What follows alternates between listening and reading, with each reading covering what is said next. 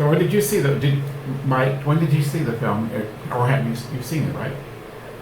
Well, I did watch it Friday night again. Prior to that, I think I saw it 20 years ago, and then yeah, it's it's funny when that much time goes by. I notice different things. I have different judgments I make about the characters.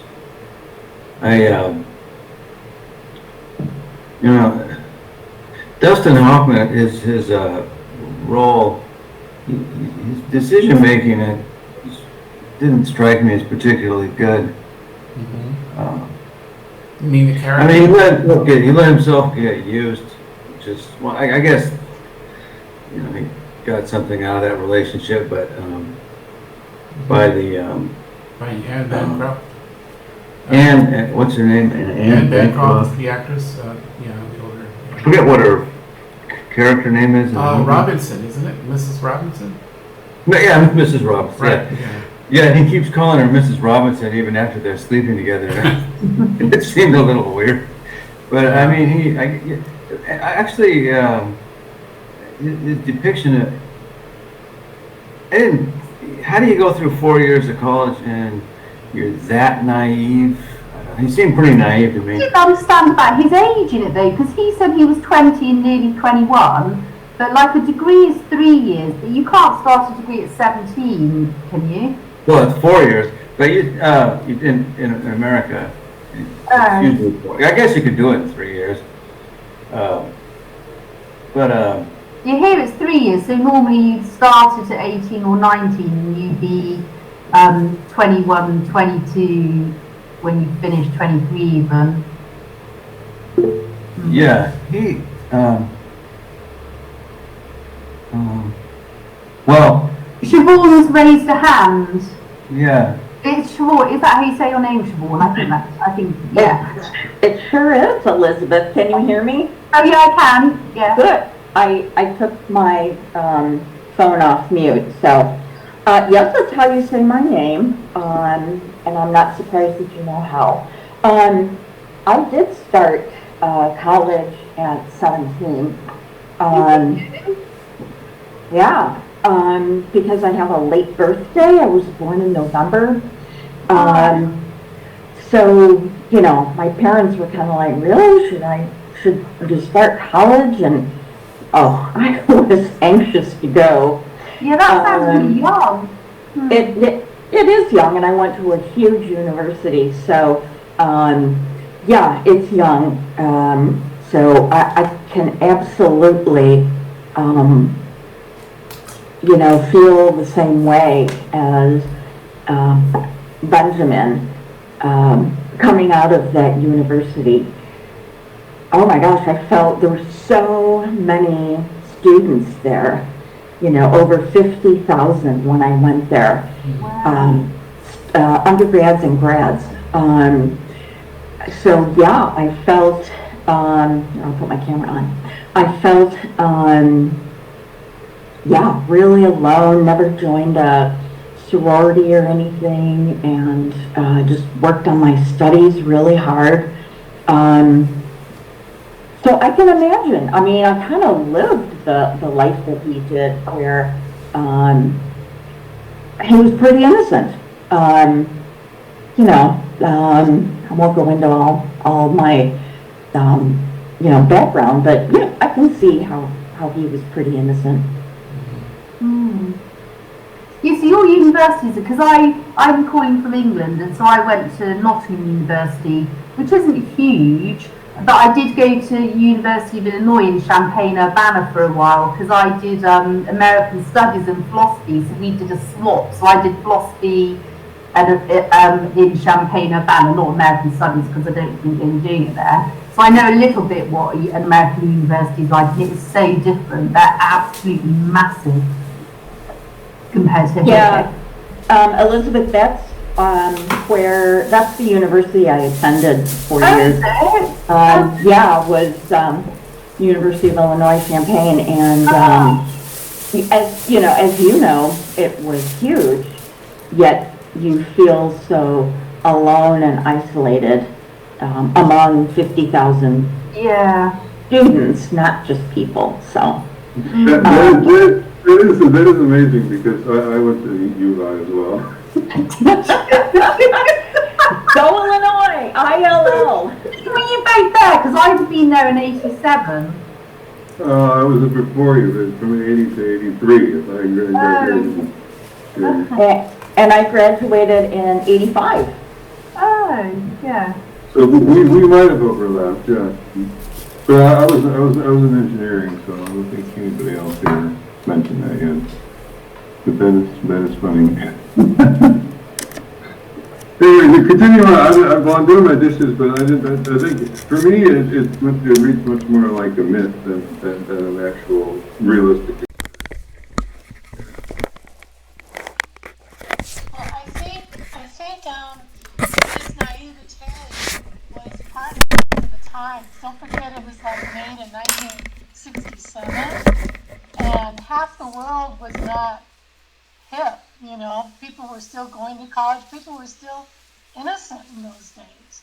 So I think it's reflecting the times a lot as well. I mean, I saw it as a period piece. I mean, I'm the age of the main character, so I could see his innocence. But of course, it was a comedy. I mean, everything was so exaggerated. I thought the beginning was hilarious, the way he'd speak to Mrs. Robinson. It was, you know, always apologizing, being so polite, not really knowing what's going on, you know, that sort of thing. Anyway, I don't know if anybody else is of the age of the main character here. I think I'm probably the oldest one here. So, I doubt it. I'm 61 years old. yeah, I'm 57. yeah. And I don't know who you mean by the main character. Was it Benjamin? Yeah, Ben. And you were his age back then? Okay. Yeah, I mean, I was born in 1945, so Okay. yeah, in 1967 I was like 22 or something like that. And I saw the movie when it first came out. Oh, did you? That's interesting. Yeah. That's wild. Well, I saw it in 1968. Nice. And and what I remember about it, it's so funny. I remember all the scenes with the music, of course, because I play music. So, and I was playing those very songs. So I remember those scenes where he's driving the car, like over the Bay Bridge in San Francisco, when the music's playing, or when April is playing, or the very beginning when Sounds of Silence is playing as he's walking through the airport. You know, I remember those scenes, and I remember that one scene where it's his party for his graduate party at his parents' house, and one I can't remember who brought him over to talk to him about his career, and he said plastics. I remember that one scene where he says plastics. What an iconic, what an iconic scene. My kids haven't seen The Graduate, which I think is a classic, and they desperately and definitely need to see it. But I will say to them sometimes, when they're like, I don't know what I should do, and should I do this or should I do that, in their careers, and I just say to them, I have one word for you, plastics. And of course, their generation, they were born at the end of the millennials, are totally against plastics because of, climate change and everything, and they blame, me, the baby boomers, of, ruining the earth. So, and they don't get it when I say I have one word for you, plastics. Seraphina's got their hand up. Seraphina, do you want to speak? Yes, hello. Can you hear me? Yeah, I can. Okay. I agree with Olivia, I believe, about it being a period piece, about it being just sort of over the top and comedic. I also wanted to add that it was kind of a bit of a a young male's fantasy as well. To have, the mother, an older woman, basically say, I'm available to you at any time.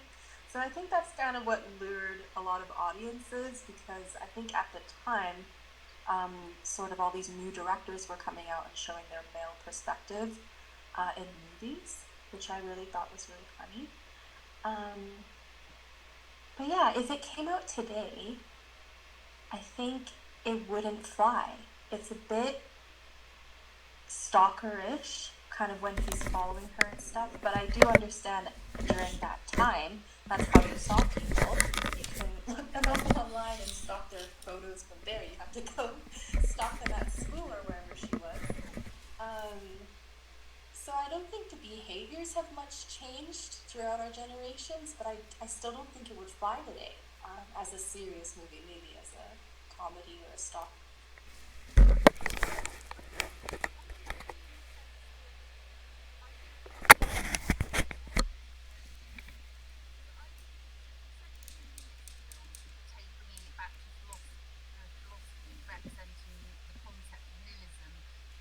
Bordering on existentialism and absurdism. Victor, you know nuances around those, but I don't think it's quite existentialism or absurdism.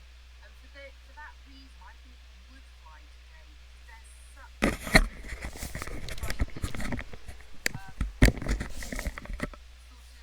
well, it's not really despair, because nihilism isn't about despair, is it? But a kind of absence of, with so much going on.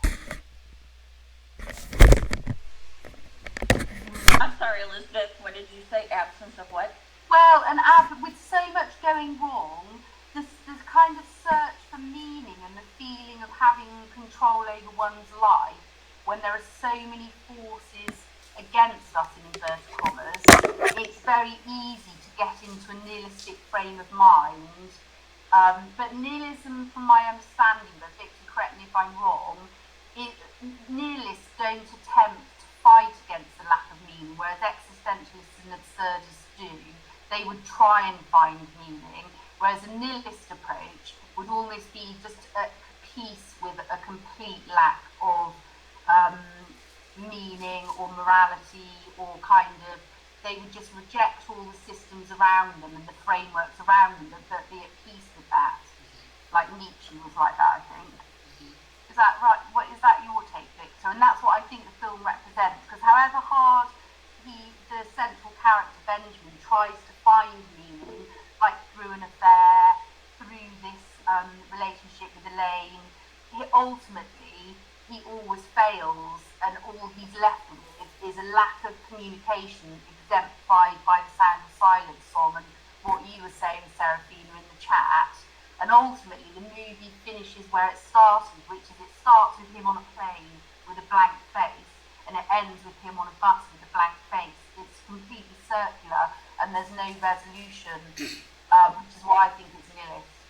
Yeah. Yeah, I think the final scene was actually kind of sad, because it's like they don't really know where they're going.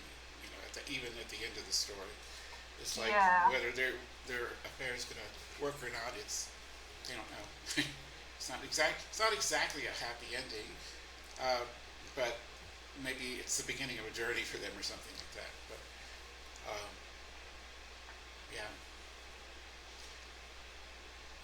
there's a great deal of uncertainty in the character. During that party at the beginning of the film, someone asks him what he says, what's he going to do, or something like that, or what's he expect of his future life, and he said, well, he hesitates, and he says something, he wants his life to be, he clearly doesn't want to repeat the kind of life that he's surrounded by, the values of his parents and the milieu in which he's at, but he says he can't say what it is, but he does say he wants it to be different, but unsure, like what that means. There's a kind of lostness that comes through at the beginning to me. And I've got my hand up. Go ahead. Oh, so can I have me, Mike? Oh no, well, that's right. As far as, I don't know, at the end of the movie, he gets the girl he wanted. He did, forget what her name is, Elaine, right? Elaine, yeah. So he clearly wanted her in every aspect, and he was able to get her. So there's the meaning. I mean, it meant something. I mean, I wouldn't say it was devoid of meaning. I mean, also this 1967 was the summer of love. Haight-Ashbury, Monterey Pop, Jimi Hendrix, and all that. So the world was changing a lot then. You can kind of see. The sounds of silence. I mean, the Simon and Garfunkel music. I didn't understand. So I've, the sound of silence. It was when that music comes on, the room goes totally dark. And I never caught that connection before. That all of a sudden everything was dark in there. I've heard that song countless number of times, and I don't know whether the music was made particularly for this movie or not. I've always felt like it didn't quite exactly fit what was going on in the movie. Like they just took this pretty good Simon and Garfunkel music and shoehorned it into the movie. But I don't know, it kind of fits now.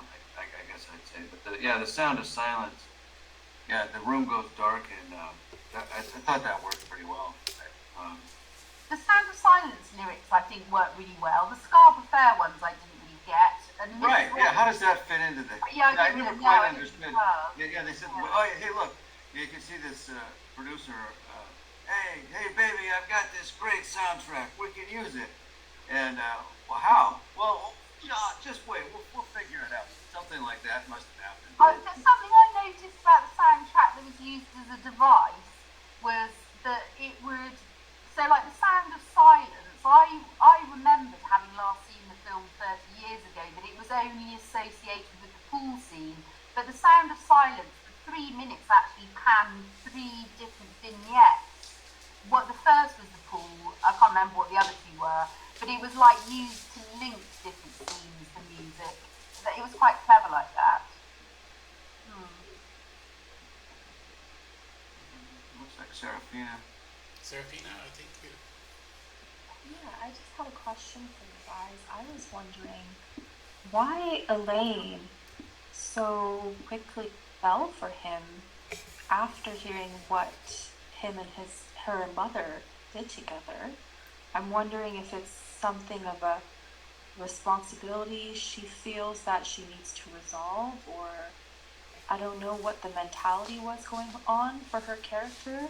And then my second question is, what are they going to do after they ride off in the bus? Are they going to stay away from their families? Are they going to stay together? Are they going to stay with their families? Go off from their, it's just so, I mean, I'm sure their families would forgive them and everything. I guess that's not the point. The film didn't show it, but I just thought, yeah, I agree. The ending was very sad. He still has that blank look on his face, and she kind of does too.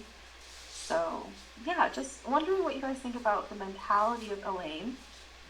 And, Well, on the first question, Serafina, because I don't know if you noticed, but that scene where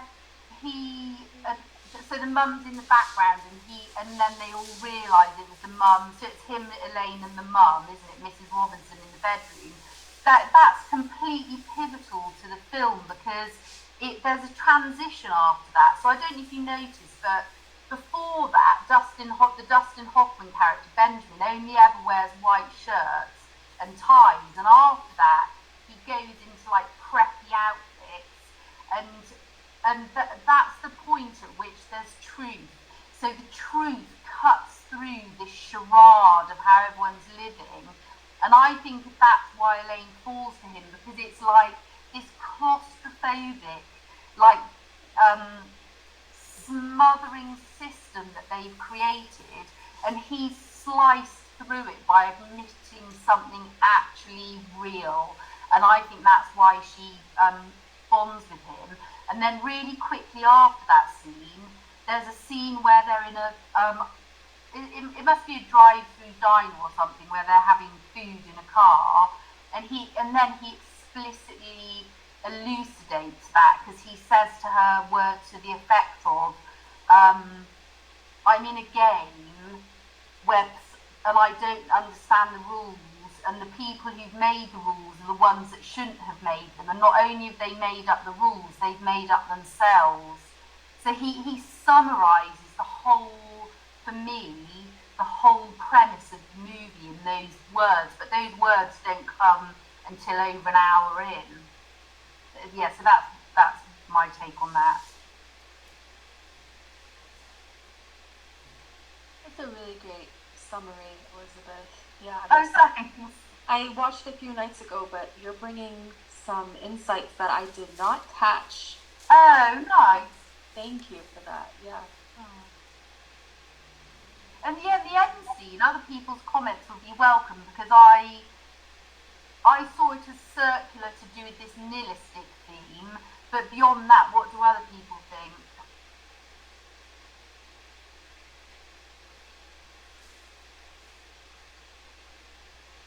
One thing for me is I was sort of surprised that the film didn't show any real alternative way of living.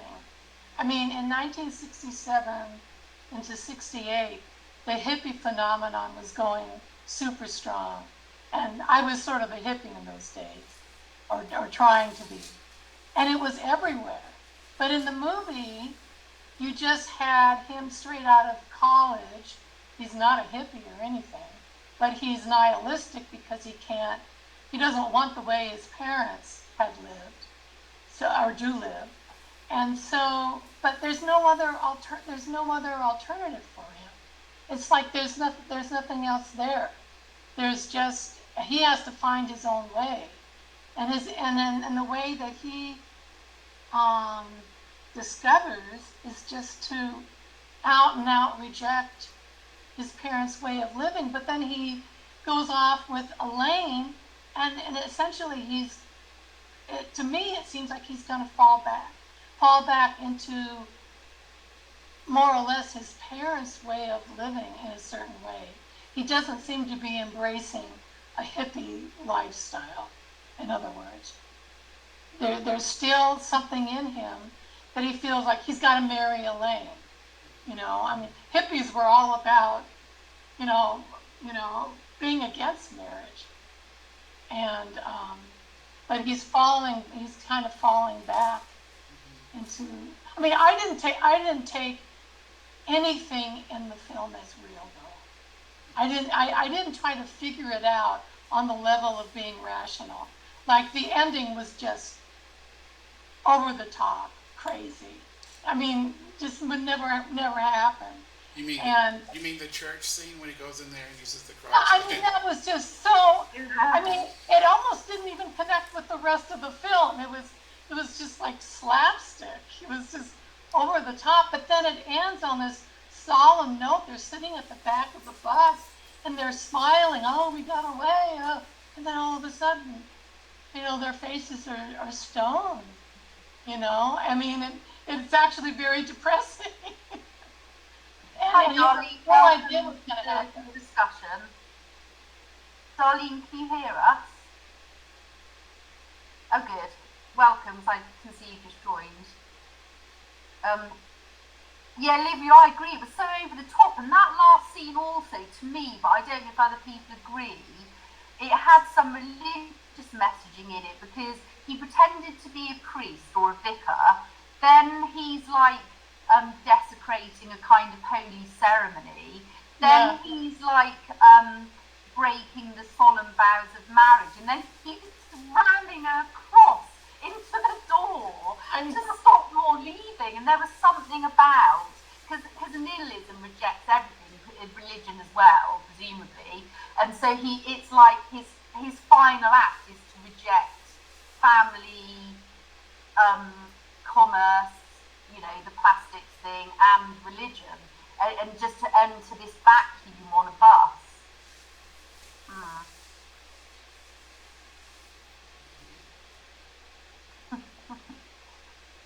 I wonder if he was just they both recognize, like you were saying, Elizabeth, they're both sort of trapped with what their parents and their environment have them doing. And perhaps they both recognize that in each other. And they're not necessarily falling in love, but they just see that they're both getting trapped and they want to save each other in some sort of way. Yeah, it's true, because there was that guy, was it Carl, her husband? And then when Benjamin went to find him, they called him the make-out guy. In other words, it's obvious that he was going to be unfaithful, and so the implication is Benjamin saved Elaine from an unhappy marriage as well. But also, it seems ever so young to get married, but I guess people get married, I mean, nowadays people tend to get married a lot later. I mean, my mum had me when she was 22, I had my daughter when I was 40, so it's so different, but I don't know if that's just my family, but it seems ever so young to be rushing into getting married as well.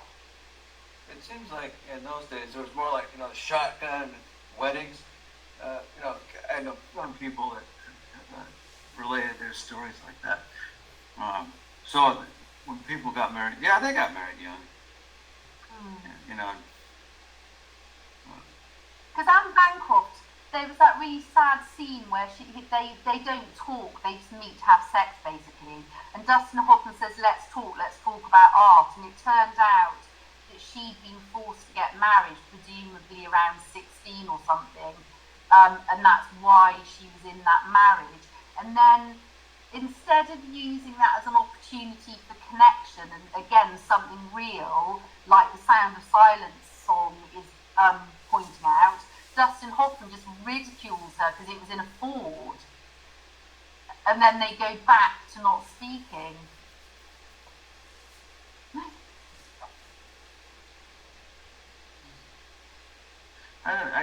Dustin Hoffman, he's good, kind of like the good guy in this movie. I mean, you're sort of rooting for him, but I mean, his judgments all along, I thought were, I guess maybe I've just, had life experiences and saying, man, don't do this. I mean, why are you making so many foolish judgments? And I don't know. Ultimately, it's supposed to be entertaining too. So the producer knows the people in the audience are going to. Well, he goes from one extreme to the other. So in the first half of the film, or not half time-wise, but with that turning point of revealing the affair, in the first bit, he's just completely submissive, timid. Everything's about, shall I stand, shall I sit, what do you want me to do? And then in the second half, he's just causing absolute chaos. And so there's no middle ground of him just being authentic and polite and having clear boundaries. It's like one extreme or the other. I'm trying to think of where in the film was the turning point for Ben. It was about it's about an hour and I think the film's an hour and 45, isn't it? And it's past half. Yeah.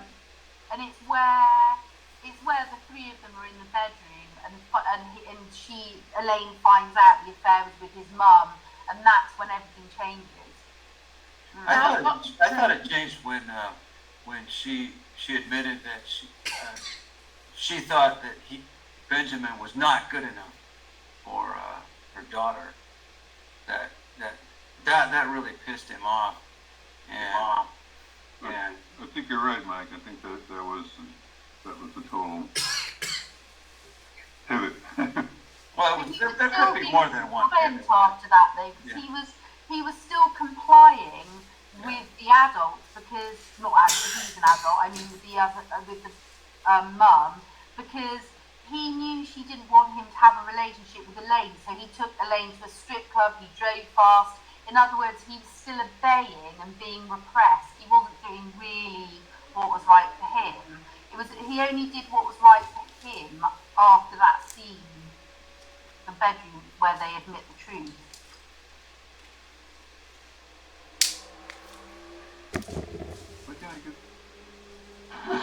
I was wondering about that him taking her to a strip club.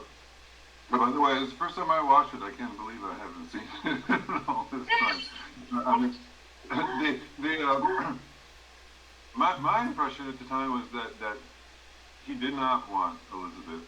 I mean, it says at the beginning that he wasn't interested in Elizabeth. But of course, Elaine, yeah. I mean, Elaine, and Elaine's father is the one that keeps trying to put them together. So I think, and somehow he gets, railroaded into taking her out. And I'm just going to do it once. And he's in love with Elaine's mother, right? Or thinks he is anyway. So I think he chose this strip club on purpose so that it would be a bad day. Yeah, exactly. Well, I mean, honestly, a strip club. I mean, there's no personal reality where that would work. Oh, I think it would work to to give the message to this person I really don't want to see you. but still it doesn't work, and I think that's a key thing for where I want to go with this. You have to do it this way, but well.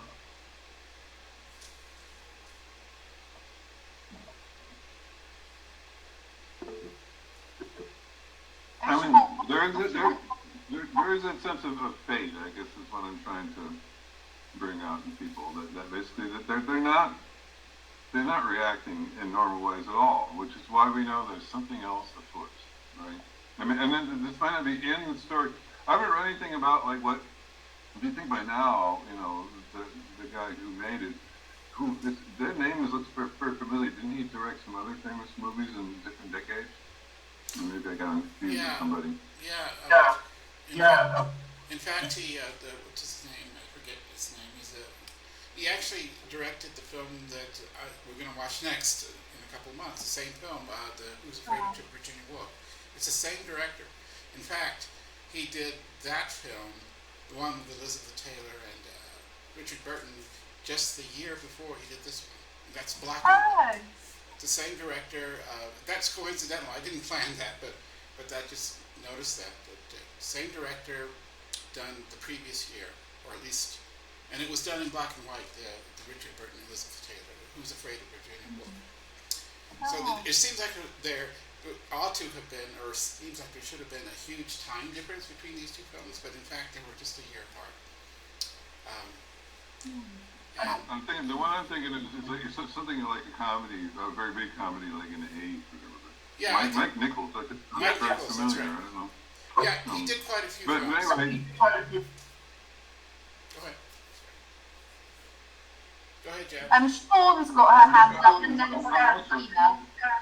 yeah, why don't we take that? I'm still eating a little bit or something. Sure. Siobhan, do you want to go ahead? I think you were first, and then Serafina.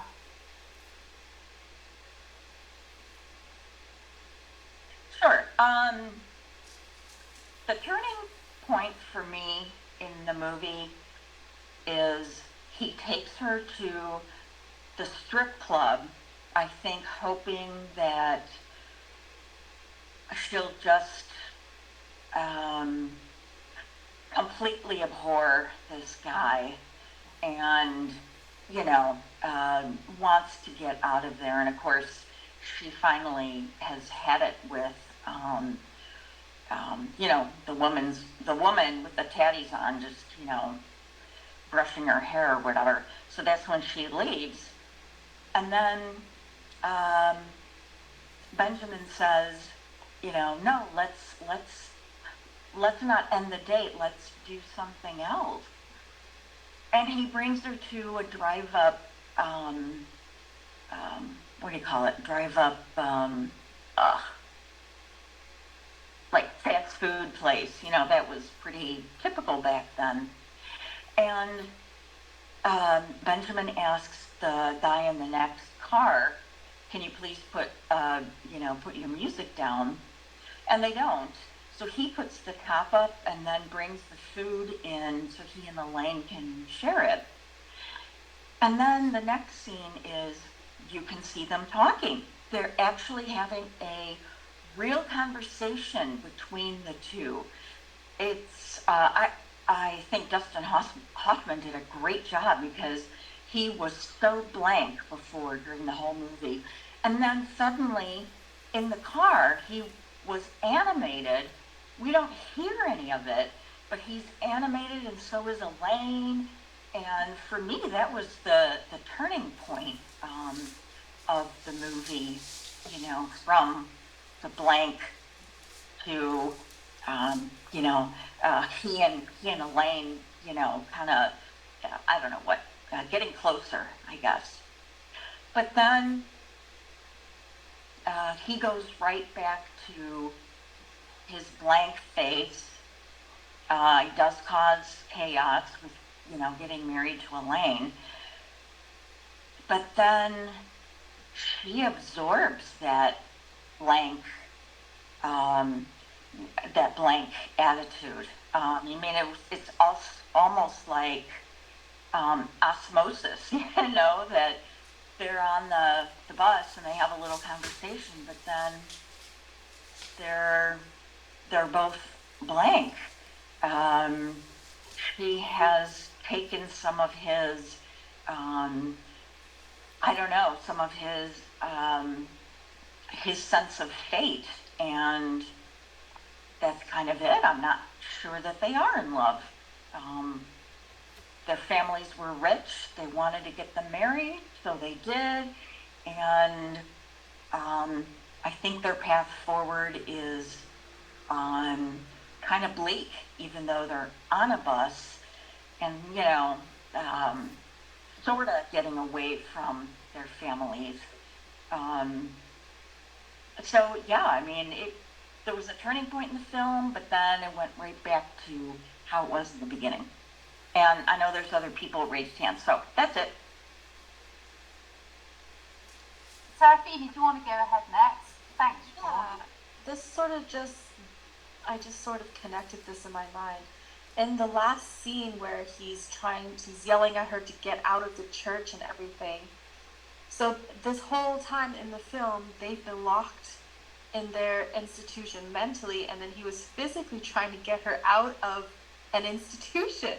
And then he locks everyone else in the institution. So I thought that was a great symbolic way. And now I'm sort of thinking, yeah, they do look lost on the bus, but if they were able to navigate themselves and escape in the way they did, if they just stick by it and continue to do so, I think they can make it. Because they're able to recognize now. And like he was saying, the rules are made up by people who are made up themselves. So it's just all so silly. And they're just products of their environment. And they recognize that, and now they're escaping. So, yeah, that's sort of it just blew my own mind right there. That little realization I had. Thanks so much. Both those points, what you said, Siobhan, about that scene in the diner, I noticed that as well. That was really significant, wasn't it? And that's really interesting about he's freeing her and then locking everyone else up. I hadn't noticed that. And I was just going to say about the comedic side of it. My favourite scene for the comedy value is where he's telling his dad, "Oh, I'm going to marry Elaine," and his parents are hysterical with delight. And then he says, "I need to go and see her in Berkeley," and they want to tell the family. He said, "No, you can't do that." And then it turns out Elaine doesn't even know. And they said, and the dad says, "This sounds like a very half-baked idea." And he says, "No, it's completely baked. It's just that she doesn't like me." It's just like, it was just so ridiculous, this idea that he was going to marry someone who A, doesn't even know he's going to marry her and doesn't even like him, and he thinks it's a completely baked idea. It was hilarious.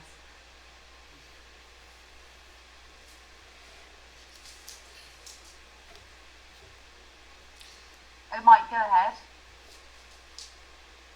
I was just going to mention that, well, I haven't studied cinematography, film, and things like that, but for a while I went through a French New Wave phase, and French New Wave pushed the boundaries with, I don't know, has anybody seen the movie Breathless? So that's a great example of French New Wave. But so at one point the girlfriend becomes pregnant, and then the plot's immediate. That part of the plot's immediately forgotten. So the reason I mention this is that they were just pushing the boundaries away from more traditional storytelling. And I think French New Wave started in the 50s and went into the 60s at least. And so maybe there was an influence from that. Granted that they had to sell this to American audiences, but everything was changing so much in the 60s. So maybe that was an influence. Yeah, I don't know much. Who directed Breathless? I haven't heard of it. Breathless it's a great film by Francois, French name Truffaut. Oh. Truffaut. Yeah. Truffaut, yeah. See if I can get you a link. Oh, maybe we should watch it for the Philm series. Yeah, it's I like it. I mean, it's just like I said, they don't follow traditional. It comes across as pretty experimental. I mean, I wasn't around in those days, but I mean, it wouldn't have had mass appeal to American audience. But there would be people that liked it. Siobhan, your hands up. I'm sorry. Yes, it was Francois Truffaut who directed the first Breathless. And then the second Breathless, I don't remember, but it had Richard Gere in it. I don't know. It didn't have the same impact as the first one. I think maybe because it was a newer film and, people were finally kind of getting the new styles of film, but I really liked the older film. It brought more, as Mike said, the French New Wave kind of, way of filmmaking that maybe America just wasn't ready for. But to me, it was awesome.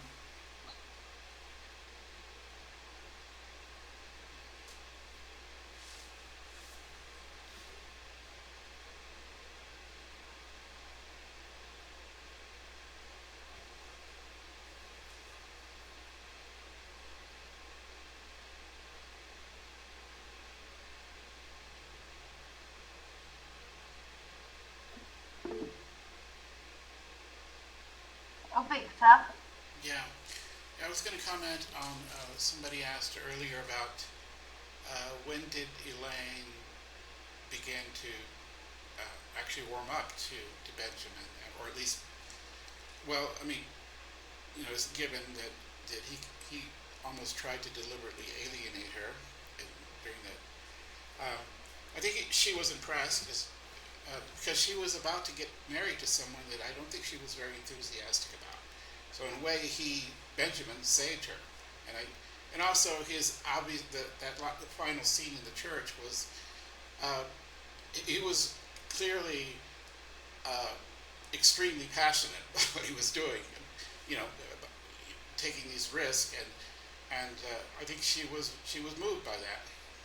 I mean, even if she wasn't quite sure where this was going to go, she saw more passion in Benjamin than she saw in the guy she was about to marry. It must have made an impression on her, I think. She did hesitate for a moment, but she made a decision, I think, partly based on how convincing he came across, that he was really interested in her.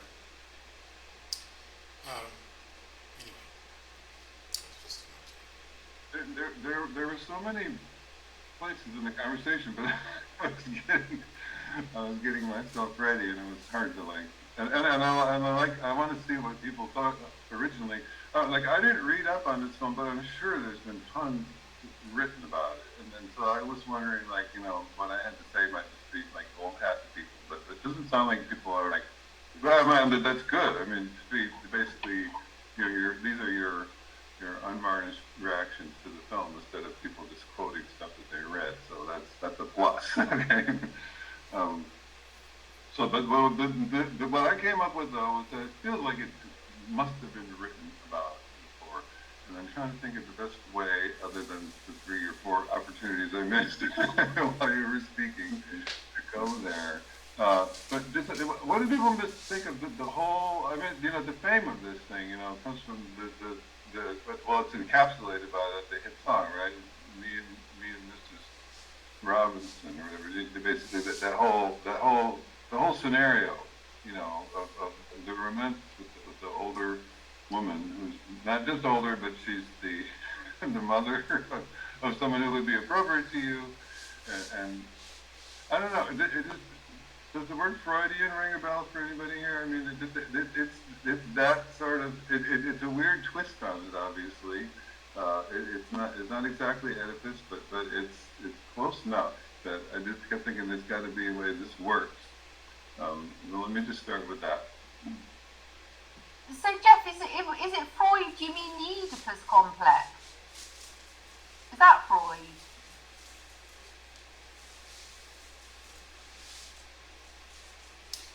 I mean, well, there is a thing about, sleep with your mother, kill your father, not in that order, but yeah, right. That kind of maps onto this in a movie logic sort of way, right? This is the basic idea, and just as far as the film itself, I mean, the Freudianism, psychoanalysis was the rage during this whole period. I mean, it continued right on in the 70s. Like, when I go to the library now, where like most of the books were purchased in the 60s and 70s, it's right. But I mean, what is it, Rollo May? There's just like there's at least a dozen authors who basically were pumping this stuff out using a Freudian mythological logic, which comes from Jung. I think it's a little more intellectual heft, I think, but it's still the same idea, though, that these stories are there. And that we're basically, the main, it really locked in for me for the movie when I realized that this is the, you've been wrestling with this for 45 minutes, right?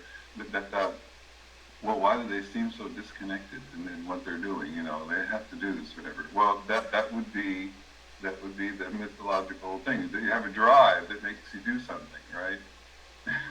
Basically, you need to sleep with your mother. Or the one that actually occurred to me first was, and they picked that one because that's the signature one.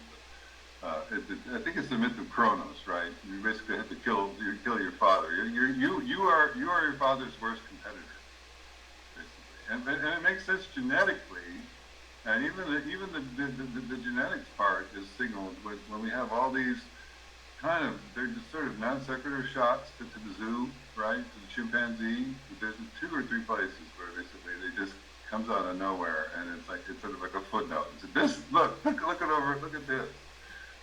So that we're basically just doing what our chimpanzee brains tell us to do, and so that's the thing. So it explains. I mean, there's so many thoughts, but it kind of explains the end in a way, right? It's like now that he's done the thing that the gods or the id or whatever made him do, then he doesn't know. He's waiting for the next instruction, but he's happy because he's done the thing. That's why he's got that weird smile on his face. But no, he doesn't know what he's doing. No one ever knows what they're doing in this film. I think that's the point. It's only the question. Some people pretend that they have an idea, and that would be the parents. The parents do have an idea what they're supposed to do, but they're still mythologically or primally driven. So let's go with that. We can do with that. I swear it's got to have been written up because it's so, Freudian was very big in analysis as well. Thanks, Jeff. And Jeff, just to say, if you do want to speak, you can either physically put your hand up on camera, or you can press the hand button at the bottom, because we're doing it by people putting their hands up. So just bear that in mind, so you don't miss out next time. And I was next, so I really like that, Jeff, what you've just said, because it's almost like Benjamin has got a compulsion to be self-destructive, because it's so obvious that the affair with Mrs. Robinson can only ever end in disaster, but he's compelled to go down disastrous path anyway.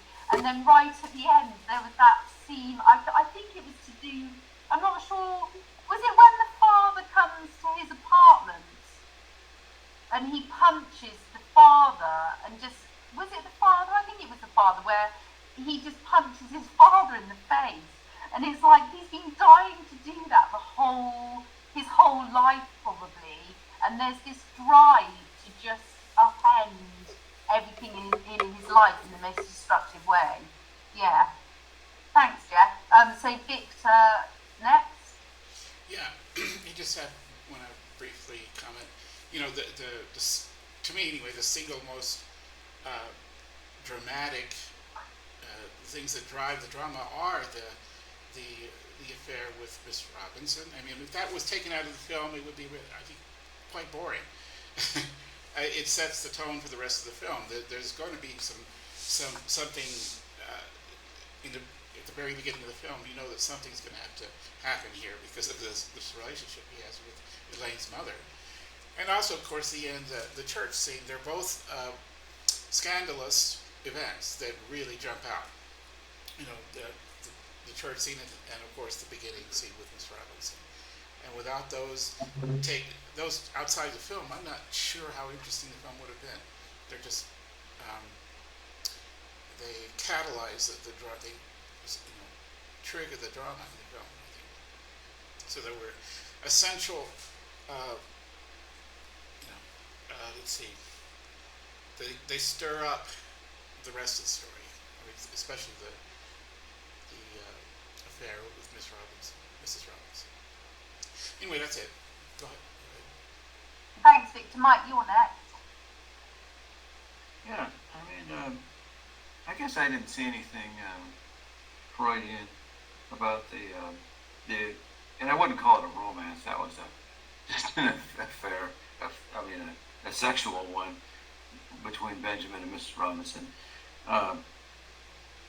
No, I mean, it was just, it's a depiction of a bored housewife and an unhappy marriage taking advantage of, Benjamin. To me, that's the way I saw it. No more complex than that. Maybe I'm just looking at it too simply.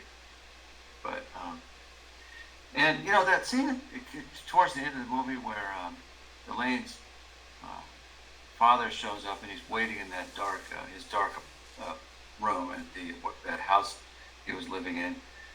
For some reason, I'm still not. So Benjamin walks in, and then here's this poor dad.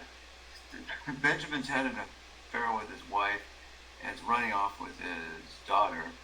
And for some reason, I'm still not completely rooting for him. I mean, here's a guy that's. Put yourself in that position. It's not a very good one. And I can't remember exactly what happened, but I think somebody took a swing at somebody. I forget. Is that what happened? I think did Dustin Hoffman? Benjamin, just try to take a swing yeah, at he did, but I can't remember which man it was, whether it was his own father or Mr. Robinson. Yeah. Anyway, so they get in a fight, and I'm still rooting for Benjamin for some reason, but he's been pretty much all wrong. He stalks Elaine. He's sleeping with the guy's wife. For some reason, I'm still rooting for Benjamin. I mean, I don't know why. But and then that Elaine's dad walks out into the hallway and he says right in front of that landlord, "You're a degenerate. You're awful. You're the worst person in the." And you see that it's the same old guy that was the landlord in Three's Company 10 years later, and he never did like Benjamin there. That to me was the funniest scene. The second funniest scene is when they took the cross and put it in front of the door. It wasn't really a comedy though, apart from those couple of funny scenes. But anyway. Mr. Roper was the character. Yeah, he's. I want you out. So. Yeah, I mean, so I can relate to both the Mr. Roper character and Benjamin's character was making a lot of bad judgments, or a lot of suspiciously bad judgments the whole way through. And it reminds me of, so in college, I took Western literature. We studied the voyages of and Odysseus, I can't, it's been a long time. But anyway, I remember clearly the professor saying, okay, was Odysseus making good decisions? Was this a smart guy? And the class is kind of, well, yeah. No, he wasn't. This was mostly for entertainment.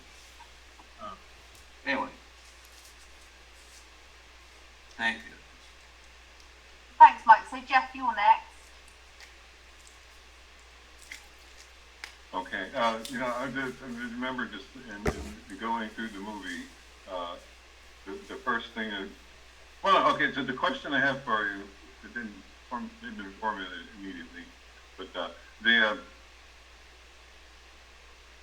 Mrs. Robinson obviously making a play, a very strong, it had to be a really blunt play because Benjamin was so clueless. I mean, that sort of what defines it as a comedy at the beginning, actually. I mean, the plastics thing is funny, but you could just take that as like, a moment of life. But this other one is very connected to the main characters and their relationships, therefore it's what the movie is about.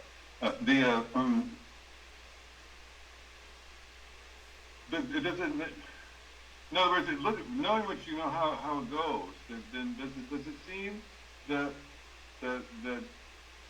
she came on to Benjamin just because she was lonely, for instance? That she just needed something? I mean, could she gotten somebody else? I mean, at the time I was thinking, at first I was thinking, well, it's because he's kind of got status, like well, if I can seduce the head of the class, sort of like that, then I've still got it, and maybe that would be it. I don't know, something like that. But then when Elaine gets dragged into this drama in a pretty forceful way, then I was reminded of certain things that I've heard said in my own family.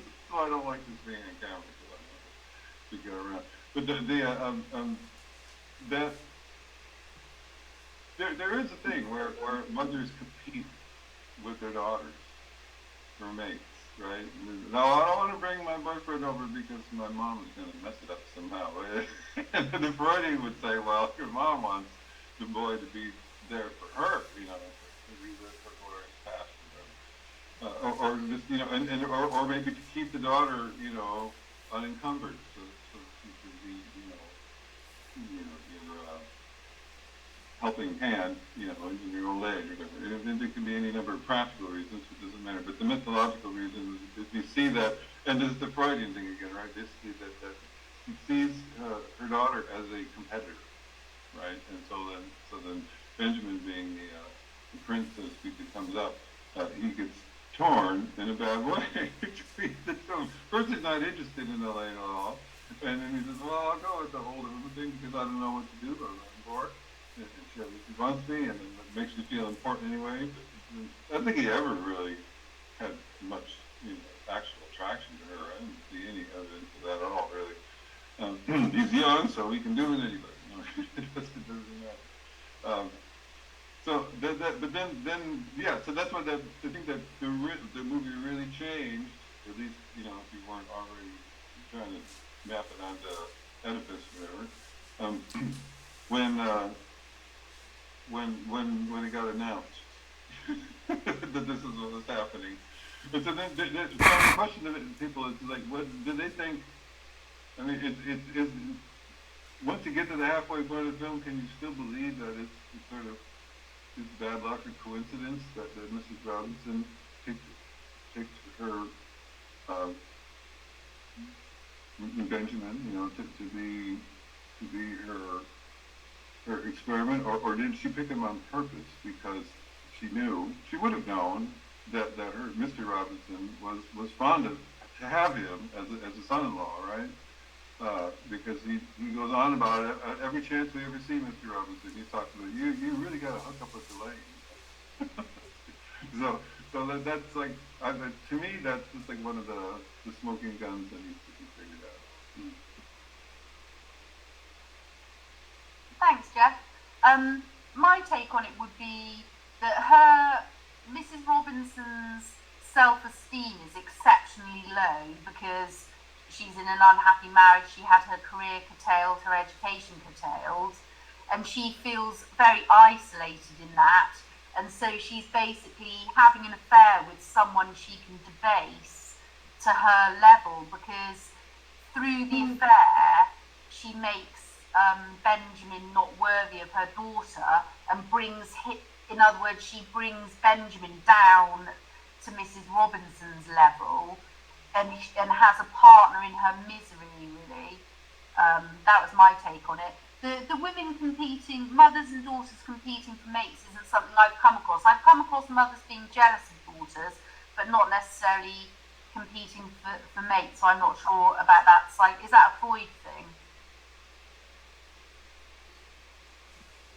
Oh yeah, sorry, I was going to say... the reason I mention it is because I've sort of seen it in real life, or at least I see. It's been reported to me at I see. Yeah. person-to-person level, yeah. Okay. Yeah, and you do hear of affairs, don't you? Mothers having affairs with daughters' husbands and vice versa, and all, fathers and a daughter-in-law and things. A question for you Americans is, something that I didn't really understand is the status of Benjamin's scholarship. They kept going on about a scholarship award, and it sounded like a man's name, but is that an actual scholarship, or was it made up for the film? And also, I know Berkeley is a really prestigious university in America, isn't it, which Elaine went to, but it wasn't ever alluded to the university that Benjamin went to, and I wasn't really clear on the status of the scholarship, the status of Berkeley versus Benjamin's university, and whether there's anything to read into those things. So if any of you have got any information on that. Oh, and Victor, you've got your hand up next. Well, I was just going to make a quick remark, partly in response to Jeff, and to the point about the mothers and daughters thing. It just reminded me of an old country song in the U.S. from way back. I don't even remember who did it, but the title said it all. It was a hard luck song sung by a young woman, and the title of the song was "Mama Done Stole My Boyfriend." It was meant to be, one of those hard, sad stories. Anyway, that's all.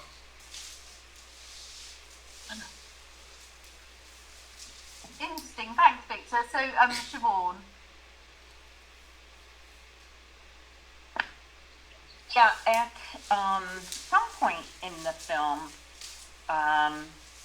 someone, I can't remember who it was or whatever, they were congratulating him. This is farther along in the film, not in the beginning.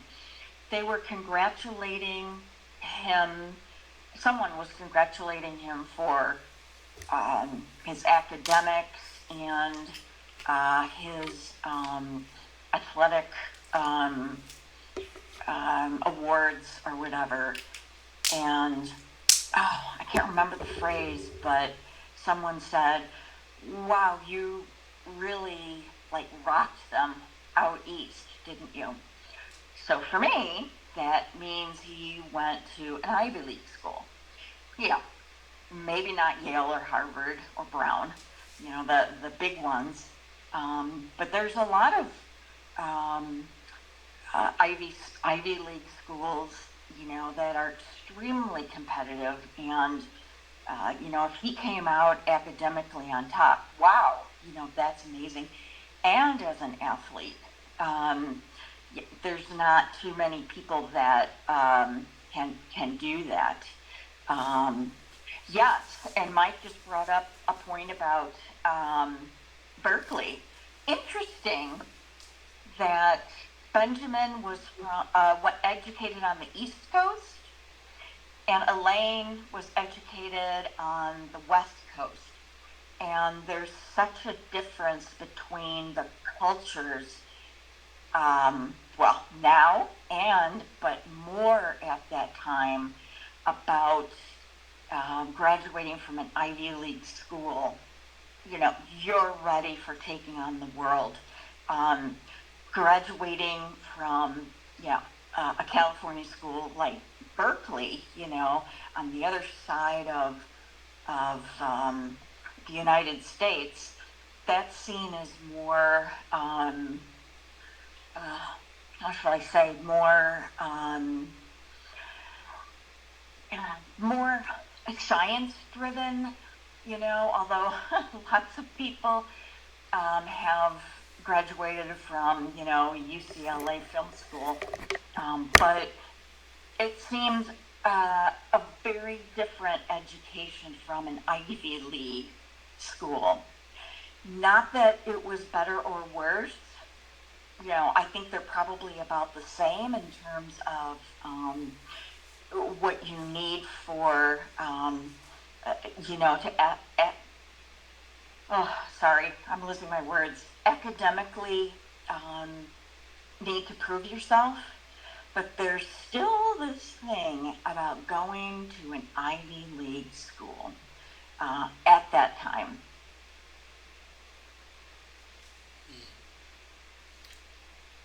Well, Berkeley in the 1960s was the place to be for student demonstrations, against the Vietnam War.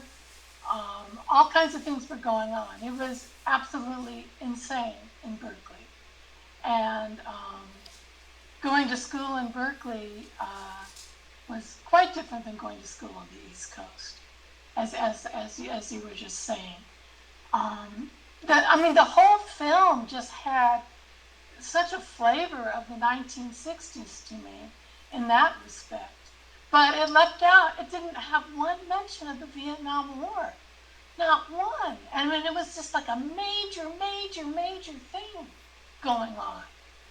And, I don't understand why they didn't. I'm trying to think of what else they left out. They left out all the really crazy hippie stuff and also the Vietnam War. I think those were the two main things that were left out. But I knew, watching the film, I knew that was in the background. And so, in a way, it was part of the film because I just knew it was there during that period of time. So, I probably watched it in a different way than everybody else because I went through that period of time. And I lived in Los Angeles, and my brother was going to Berkeley, and I drove up to Berkeley. I was just part of all that. So, and I also wanted to say, the only really serious part of the film to me was the music. The music was real. The music was beautiful, and the film was crazy. And I didn't take it seriously. I didn't think, wow, why should you do that? And why would you do that? I just took it all as just completely off the wall. But the music sort of made it a serious film. It was the music that sort of guided the film. It was, I think Sounds of Silence played over and over again. That song was used a lot. The song April was only played once. Scarborough Fair, I think, was only played once or twice. But Sounds of Silence was played a lot. So that was, and it was played at the very beginning. And the end. I think the end it was played. So that kind of contained the film. And that's what made the film serious to me, was the music. But of course, that just shows my music background and how I tune into things. I don't know if anybody else really paid attention to the music, but that's what I also remembered about the film from so many years ago when I saw it for the first time. Thanks, Olivia. So Victor and then Mike. Yeah, I have a couple of comments. One, regarding the Sounds of Silence, it's actually of all the songs that were played in the film, it's still very much a classic. There's a heavy metal version of it, believe it or not, or at least by some singers who are basically outside the folk tradition. I recently heard, which is pretty powerful, actually. It's still a powerful song, even today. And the other comment I wanted to say is about the East Coast Ivy League stuff, because I actually did go to an Ivy League school. I was at Princeton in the early 70s. And yeah, it was a little different, but that was a little later period than the period in which this film was supposed to happen. But yeah, as Olivia said, I think there was more activism about the Vietnam War on the West Coast at that time, because although I was at Princeton when the Vietnam War was ended in '73, and there was protest on the East Coast as well, but it just wasn't as big a deal as it seemed to have been on the West Coast, at least from my memories of that. And as far as, I don't know whether it was more scientific on the West Coast, but I'm not sure that there was a difference really. MIT was a big technical school on the West Coast, on the East Coast, and it was the equivalent of Caltech or something in California. The other Ivy League schools were generally, they were all over the place. There were some very high-powered scientists there, like at Princeton. Einstein taught there for a long time.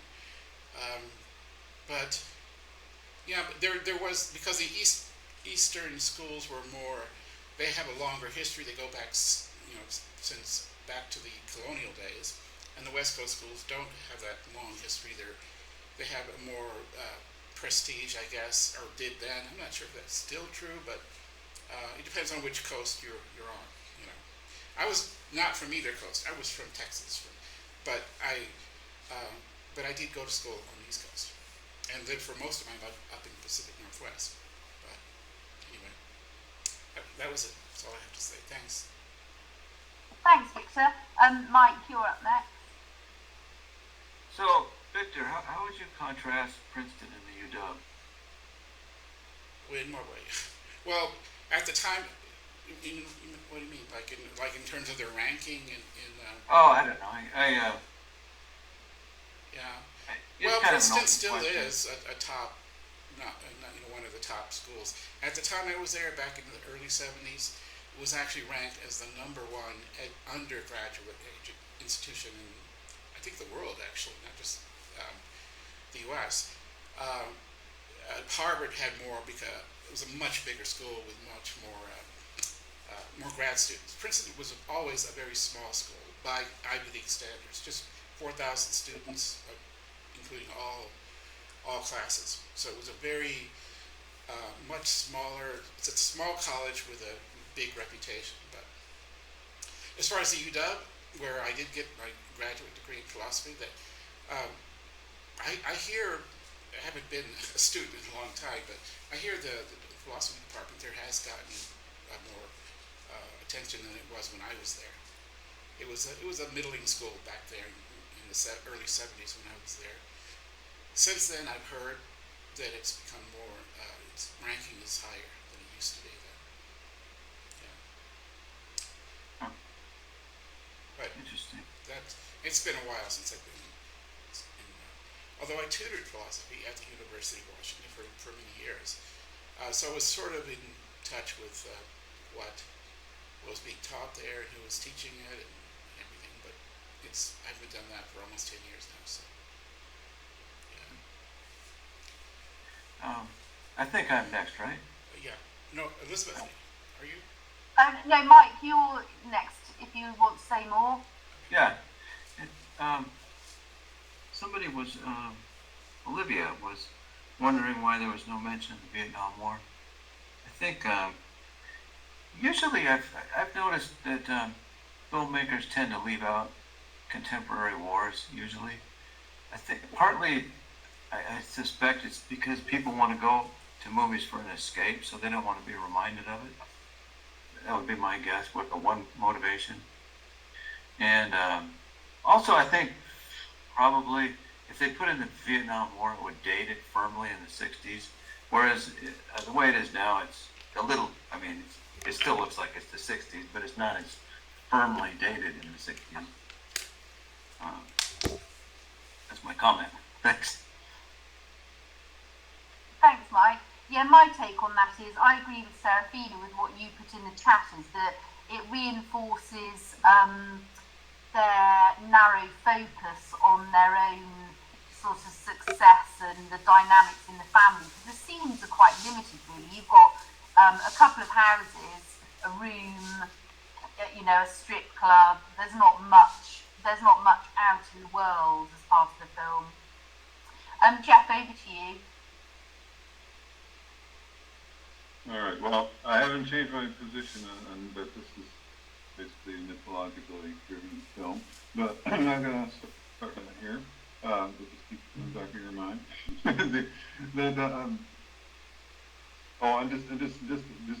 On Hassan, basically what Mike was talking about. Yeah, well, I'm in Oakland, and so I go over to Berkeley quite a bit to sit in on lectures and stuff like that. I haven't been enrolled in school in many a decade, but I didn't recognize it. I know they were mentioning it like Berkeley's changed a lot in the last 10 or 20 years, I guess. There weren't that many scenes.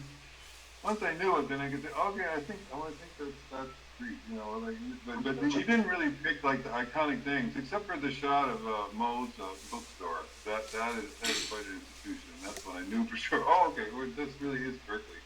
But it's not played up there. I think it's basically there because it was a very leading institution. I don't know where the status was in the 60s when I researched that stuff in the 80s. And it was still quite big, as it is now, I guess.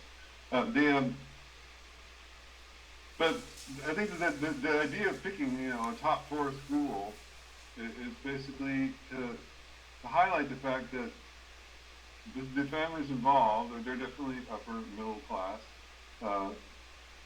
They have a lot of freedom of movement, and this gets us to something philosophical, and this is the philosophy meetup, right? so I think that basically that they have this experience of freedom that they can do whatever they want, and you get little snatches of it in different spots, but it's not the main theme because I think, well, it is the theme, but it's the backdrop of the main thing. If it is indeed this Freudian sort of, the gods or drives do stuff, and then we sort of rationalize it after the fact, then it's just necessary there to show how the importance of the Greek idea of not actually being free. I want to say predestination, but basically that we're not the main actors in our own drama. We're going toward, we run our lives according to scripts, right, that are handed down to us mythologically, and they're encoded in our brains. And we can see that because the chimpanzees can work the same way, even though they don't read or write. So those stories are there all the time. So I think that's sort of the deal there. So by being at the upper crust of society, they have the most freedom of anybody in. There's no question that not everybody's got free just because we are a free society. But we are a society in which more than just the king is free. Right, that's the only thing you can kind of say for sure. we're basically at least aristocratic. We're not a monarchy. We might not be quite a democracy either, but we do have that. And these people are in that class where they have this freedom to do what they want. And then that's why you can get to a certain age, and even now this is true. You get to these ages like, okay, I can do whatever I want. I don't know what I want to do.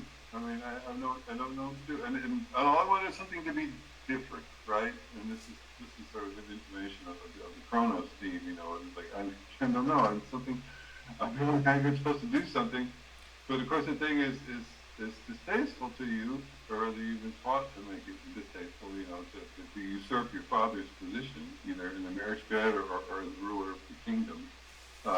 Basically, that is what your drives are making you do, and all society, polite society, etiquette is keep telling you to not do that, and so then that moves the locus of the computation to the individual psyche. Like, well, I'm driven to do this, but I'm driven like that. And what you can tell film then is this slow, or maybe not slow, unraveling of the wind. I mean, the Oedipus story is the famous one, right? Because Oedipus gets the prophecy, and then he thinks he's acting freely, and then it turns out that he is killing his father, and that he is sleeping with his mother, even though he's trying so hard not to do it, right? So that's the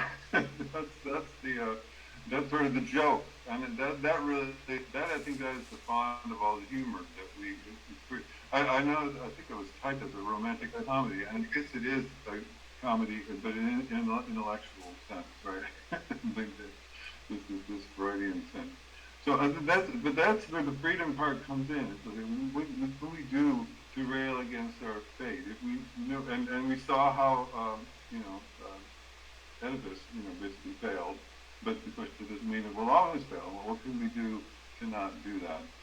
And so of course ultimately I don't think that the film gives you a very positive answer to that, but that's sort of where the minds were going. All this whole generation brought up after the war, and we were discussing birthdays before it got started. And those are the people that basically never knew. They knew all the freedom of the victory of the Allies, but they did not know the struggle of it. And so they are born into this is the closest we're ever going to get to this state of being born into freedom and do whatever you want. And they did not know what they wanted to do. And what do you do when you don't know what you want to do? You follow your instincts. You say, I want this, I want that. And for 50 or 80 years, we've basically been drowning ourselves in, what do we want? When we raise kids, you see kids in public, the mothers are like, well, what do you want? What's your favorite? This and that. It's always about exercising our choice. And so so it all fits into this. It really does capture the moment, but he's not on the side of the hippies. He's sort of pointing out that, look, you think you've got freedom, but you're not. You're just doing it this age-old mythological character. You're following the scripts, even when you don't think you are. Maybe even especially when you think you're resisting. Hey Jeff, I have to oh yeah, I'm on. I have to disagree with you on something that you said. The upper crust society is more free. Just to give you a little background of my life, I grew up very poor, very low class, lower class, I guess, if you want to, put a caste system on it. And then I married well, and for the last 40 years have been living in the upper class, to the point of being, going to church, living with people who are on the upper crust, not just the upper class. And there are not freedoms. There are still, women have to do certain things because their husbands are millionaires, multimillionaires. The house is perfect, the children are perfect. They do, women do a lot of, what do you call it? Society work. I'm sorry, I'm losing my words. Helping out, with societies, starting things like making sure that, lower class children have milk at every meal. I can't remember the name of it, but there was a society that one of the upper crust women started, 60 years ago to make sure that all the lower class kids who lived around the area that we did had milk every day at lunch. So I don't think there was that freedom in the upper crust. The men knew what they were supposed to do. Take the train into Chicago. I lived in Chicago. Take the train into Chicago and, work their way up, you know, as a director to senior director to junior vice president to vice president to senior vice president, sometimes getting to CFO, you know, certainly in the C-suite. They knew that that was their objective, that was their role in life. They didn't have any freedom. Same with the women, as I just discussed. And a lot of the children did not have freedom. They had to go to Ivy League schools because their parents went to Ivy League schools, even though their mothers didn't use their education. And I am talking about right now. You know, I live in Washington now, but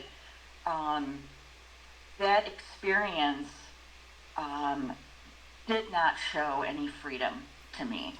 You had roles that you had to play, and they did it to the extreme. Same with the children. You know, it was just passed down through generations. So, my opinion. I'm going to jump in because you're responding Thanks, directly to Jeff, my do you comment. mind putting your hand up? Because there's a few of us waiting. Well, because she mentioned my name and she responded to my point, so I could just do a brief thing. Otherwise, we're just sort of... Okay, if you can be really brief. Yeah, I totally agree with everything you said. You're describing the field of Benjamin, the feeling of Benjamin in the film. It's like, look, I've got all this stuff. I feel like the way the world makes the shoulders, I can do all this stuff. But really, I feel completely locked in. And so there's something complicated about that, which I'm not going to go into here. But that's the whole. Yeah, that's just more evidence, really. It's subjective evidence for this idea that the people that worry about what to do, that's sort of how they deal with their actual freedom, which is what it was when they said freedom. I meant, you know, sociologically speaking, they have freedom. Thanks. Thanks, Jeff. And yeah, Siobhan, I really agree with you about the point about women, because if you look at Mrs. Robinson, she's basically, her choice is basically to be an alcoholic or not, and she's chosen to be an alcoholic. She's had all her career options taken away. She was a mum at 16, forced to marry a man she doesn't love. So she has choice on paper because she can choose which designer outfit to wear and how much to spend on catering for a barbecue, but she doesn't really have meaningful choices, hence the nihilism again, back to the nihilism again. Thank you. So Olivia and then Victor. Olivia, go ahead. Oh, well, I was just going to bring up the point, no, I don't think anybody's mentioned it. You know, the use of water in the film, it's really pervasive. The film opens up and within like a minute or so, Benjamin is like staring into an aquarium. And that's kind of his escape or his meditation point, is just to stare into this aquarium. And then later on in the film where Mrs. Robinson is trying to seduce Ben, she throws the keys, his keys, into the aquarium. You know, he's supposed to take her home, but she throws the keys into the aquarium. And then the pool. He's in the pool. He's floating on the pool, not knowing what to do with his life, not wanting the life of his parents, but not knowing what the alternative is.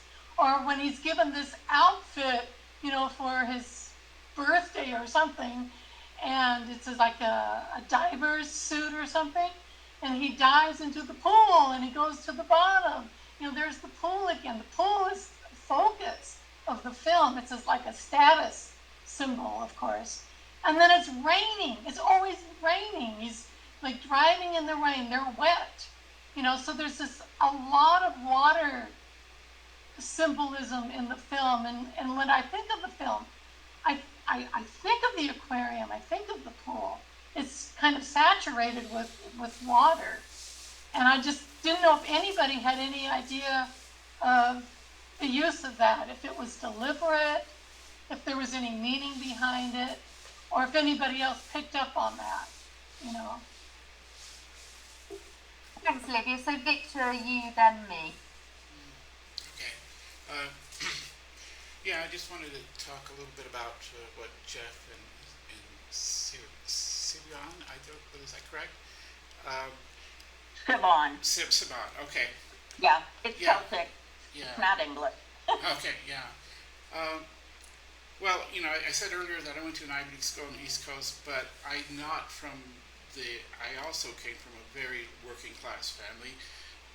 The combined education of both my parents didn't even add up to a high school education. I got a scholarship to go to a fancy East Coast school, and it was quite a culture shock coming from where I came from to be surrounded by roommates and so forth. They were sons and daughters of doctors and lawyers and politicians, when my parents didn't even neither one of them got out of high school. So regarding the freedom that you might have if you're coming from that upper class background, some of that I didn't come from that background. I got exposed to it as a college student, but I didn't come from there. So from my perspective, I see that these my classmates did have some kinds of. They would go off to the Bahamas for spring break. I'd never been outside of my state except to go to. I got a scholarship up in New Jersey, but but I also they were under some kind of pressure to, like, look, if their parents were doctors, they had to do something similar. I didn't have that restraint because my parents had no expectations for me. In fact, I felt when I got out of school and I went home and totally lost, I felt some pressure to do something with my education, but I could have told you then what it would be. But I do feel that my classmates who did come from upper crust backgrounds were under some kind of pressure to keep it up, to keep that. Whereas because my parents didn't even, strangely enough, when I got a scholarship to go to Princeton, my parents didn't even know what Princeton was. They knew it was a college, but they didn't know it was the college it was at the time, the #1 institution in the United States for undergraduate education. I hardly knew much about it myself. But because I wasn't part of that milieu, I actually had some freedom that my classmates didn't have. I didn't have this overwhelming pressure. So I got out of school and just did what I wanted to do. A little bit lost for sure, but eventually I figured it out. So I didn't have, I had a kind of freedom that maybe they didn't. I'm not sure they didn't have freedom, but it was a different kind.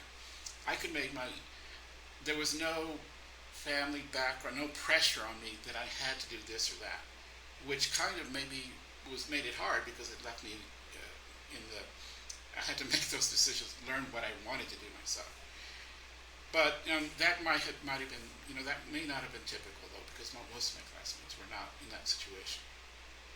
Anyway, that was my comment about the freedom issue. There may be different kinds of freedom involved here.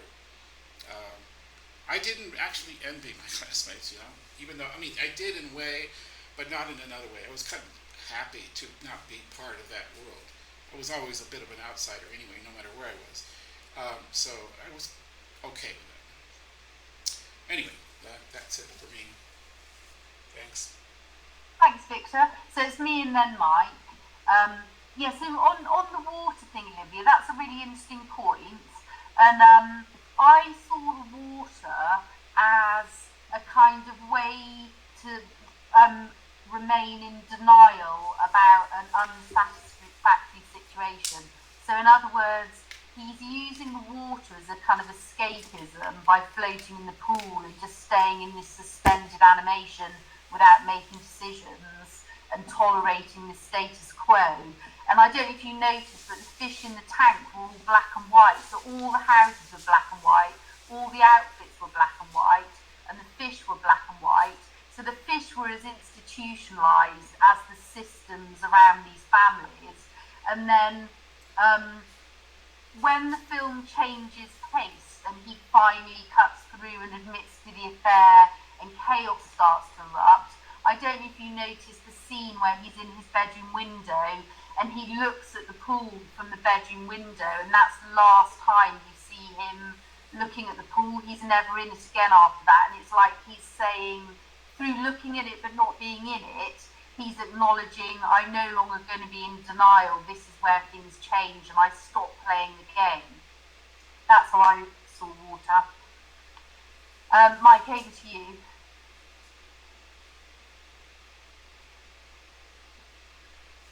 Well, I guess I was thinking about the issue of freedom and the decisions that were made. I guess maybe it's just because I'm getting older, but I'm looking at this guy Benjamin making these decisions. The first thing I do is just don't have an affair with the married lady. I mean, what? Just don't do that. And so I thought, okay, he's got the freedom to make that choice, and he took that choice, which is stupid. I think it's stupid. You get a date with the daughter. Don't take her to a strip club. How are you going to get anywhere taking this pretty young girl to a strip club? And then finally he's stalking her at the end of the movie. Don't stalk her. Just call her up or something. Maybe find an intermediary friend. Go that route. So I guess you know when I think about these, did they have freedom of choice? Of course they had freedom of choice, and I think he made bad decisions pretty much the whole movie. But you know, it kind of worked out in the end. So you know, part of this is governed by my having gone through my own life, and I've still got, I hope, maybe up to 20 years left. But you know, I've made some dumb decisions too. So I'm thinking, I don't have time for your stupid decisions. Just make good decisions. Just. Thanks, Mike. Kay, welcome. We're in the last half an hour, Kay, and if you want to speak, you can raise your hand by putting your camera on, or just raise your hand using the bottom bar if you want to join in or put something in the chat, or you're welcome to just listen. And Jeff, over to you. Yeah, just responding to Mike. Well, I just thought of a story that I learned of in the 80s when I was working at what do you call it? I wasn't really in the workforce yet. I was, a student at a prestigious university, and so they like to have those people sort of on their roster. They didn't really have to do very much. They kind of like Benjamin sort of turned out. She told me the story about like her parents. I think her name was Mary. Her father basically, well, we would call it today stalking, right? Basically, determined he wore her down until they got married, and then part two of the story, according to Mary, the child, basically, and then they were miserable ever after. She was right. So what she wanted to do, to me, that's a brilliant real-life display, at least as told to me, of determinism, that we don't have choices. And that maybe the whole idea of, and I'm not speaking, ontologically or whatever. I'm not speaking basically. I'm just talking about the word that we use. We don't. Freedom really becomes a device to sort of castigate people for choices that are made in this mythological sense. That your drives don't really leave you much room. I mean, yes, you can counteract your drives for a minute and resist that chocolate cake. But if it comes to day after day after day, you're going to get worn down, and that's what seemed to happen to the father of Mary, I'm calling her, basically, and I mean to Mary's mother. Mary's mother was worn down by the father, and so the scenes of the film where Dustin is going after, the one he suddenly decided that he loves. He decided he loved her because the gods, the foreign gods, whatever, basically have forced him to pursue this object, because really, and you just could almost be like Rene Girard, really, to the triangulation, right? Because my mother, well, the mother, I'm saying, but before, the mother likes him because she knows that he's sort of fated, at least in Mr. Robinson's eyes, to be with Benjamin. So she's got to get in there and do her thing. So they're playing these roles, and they're not really free, which explains why people aren't happy like we think they're supposed to be, because they're still it's not really freedom. They're basically being driven by these things, and it goes on to this day. As the story, Mary's story shows. It basically, he said we call it true love because it was dogged, but it was like it did not lead to happiness. That they were never suited for each other. They probably, developed an accommodation over time, of course, and then they probably call that love, or whatever. But that's sort of the idea. So I guess what I'm saying is a lot of what I'm seeing is I can feel are being posed as objections to me constitute more evidence, which is very edible all by itself, isn't it? Thanks, Jeff.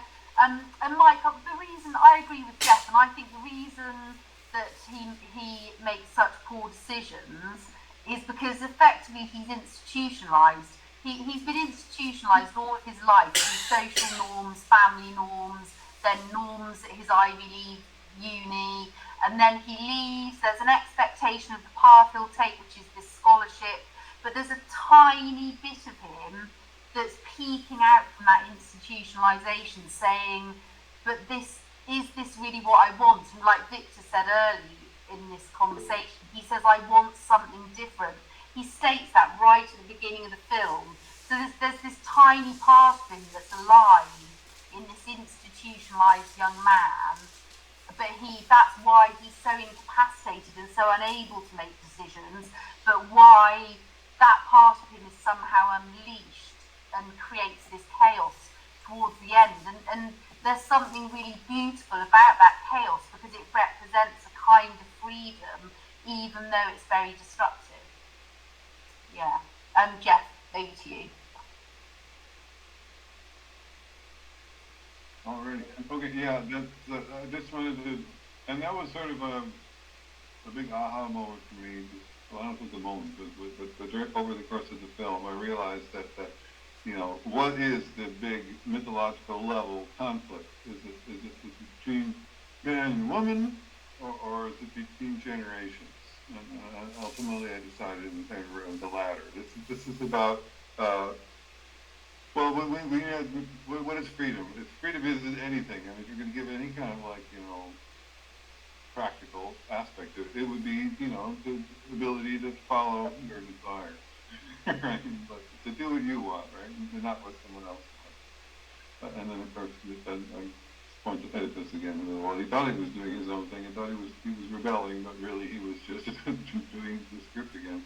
So this is the whole. So to get it back to philosophy, maybe generate a topic for your future regular meeting. Where did these? We say we're looking for a purpose in life. Where does that purpose come from? Well, we know there are purposes in the world. I mean, it's kind of hard to understand the world. It comes to the world and not realize that so-and-so wants that. And more particularly, so-and-so, parent usually, wants me to do that, right? That's sort of where the rubber hits the road in terms of will and determinism. And so we have this idea that we have, and then Mrs. Robinson then becomes the big instrument of that. And it's like, this is like, no, you need to not. Well, I don't know. I have to think that through. But it's certainly a wrinkle in it. But it's the wrinkles that often expose sort of the inner causality of how these things play out. Yeah, I don't know. It's very nicely crafted because it's edible, but it's rearranged enough to be almost unrecognizable, except in the feeling of it, which is why thoughts started going away. And again, I'm sure this is probably written up somewhere, but I always refrain from doing it before we go to one of these meetings. And anyway, that was my latest edition. Thanks, Jeff. So it's me and then Serafina. So I was going to say, so Jeff, what you're talking about is kind of about free will and determinism. So you're taking a very deterministic view of the behaviour, which I kind of agree with. There's a tiny bit of free will possibly peeking through, and I think nihilism. Correct me if I'm wrong, Victor, but nihilism doesn't believe in free will, does it? Isn't nihilism deterministic? Kay, we were saying earlier that I view this film as a very nihilistic film,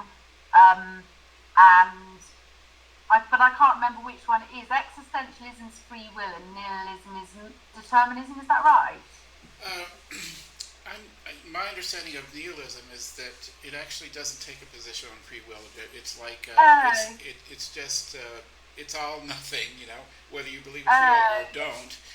Determinism and free will are opposed to each other, but not nihilism is, as far as I understand it, is just not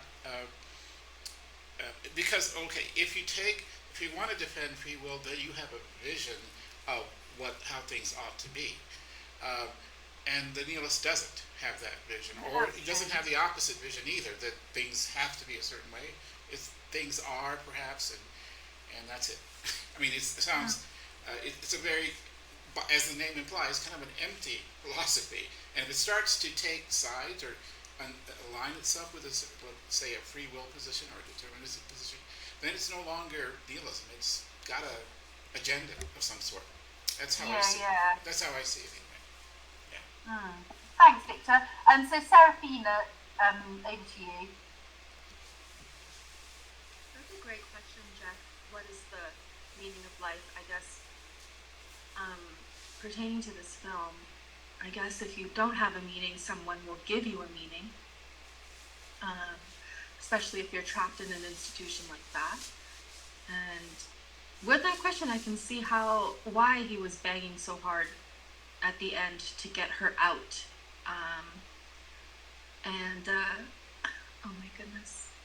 I had a great little paragraph for you guys that I was going to say, but I lost it after I ate this spoonful of chickpeas.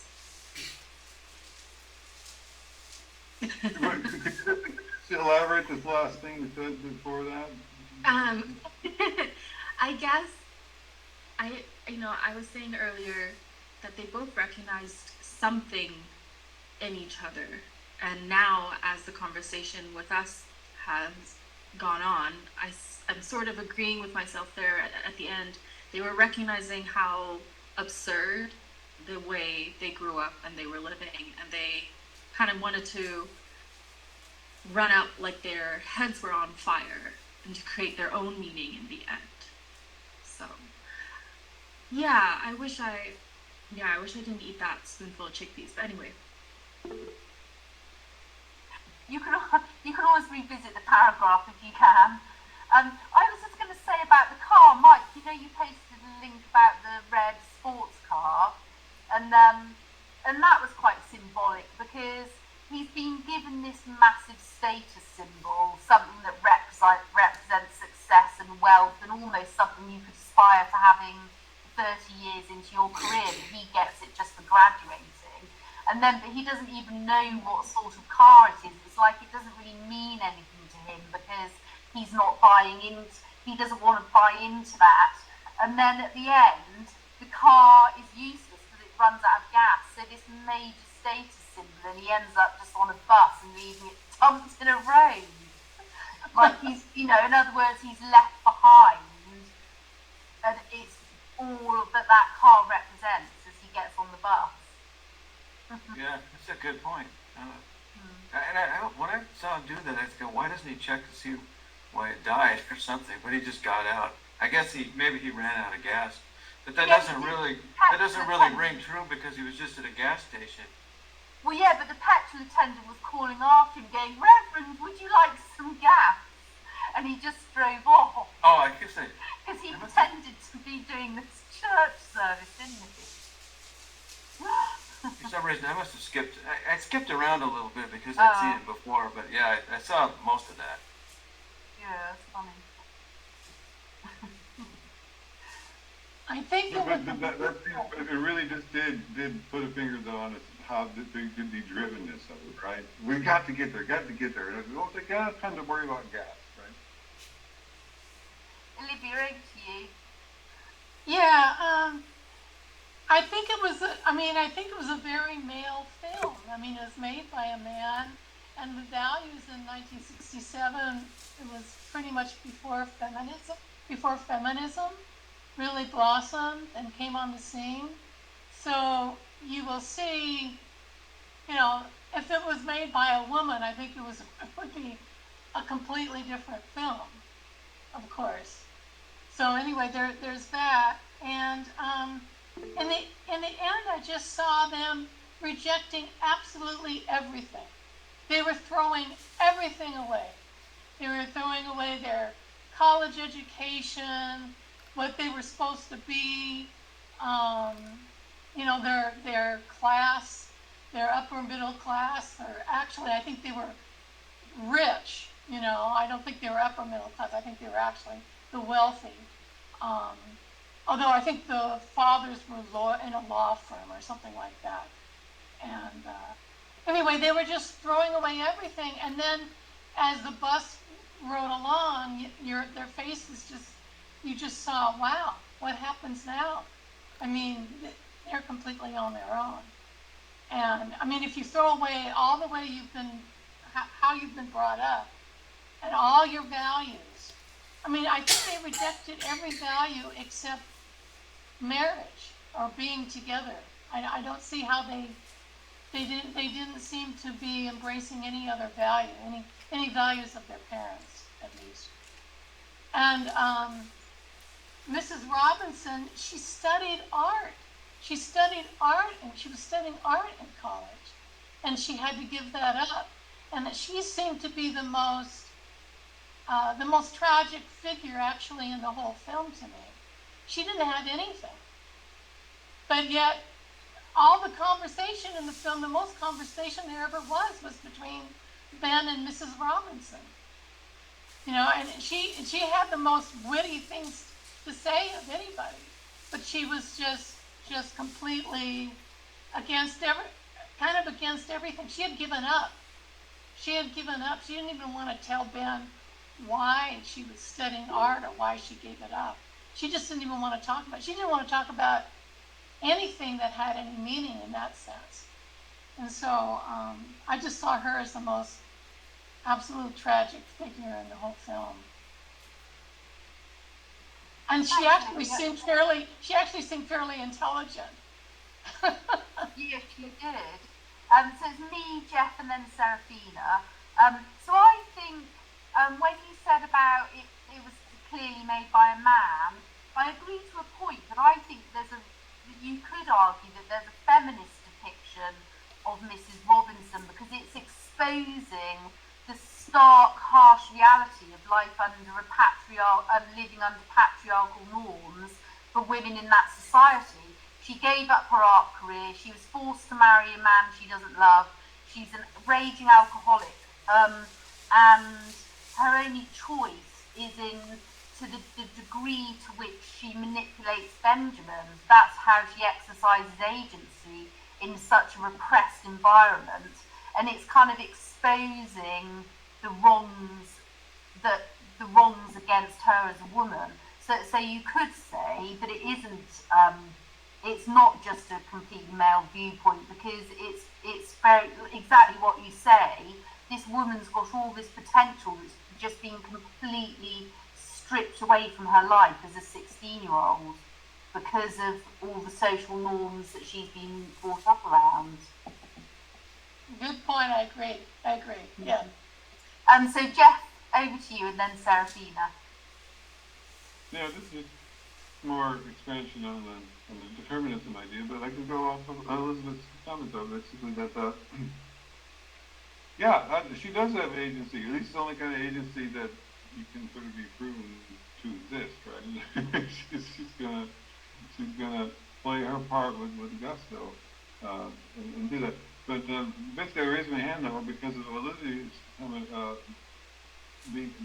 a new insight about this sort of new art, and this might. I don't really watch a lot of films, which explains why I haven't watched this thing in almost 50 years, I guess. More than that. It was only 5 when this came out. The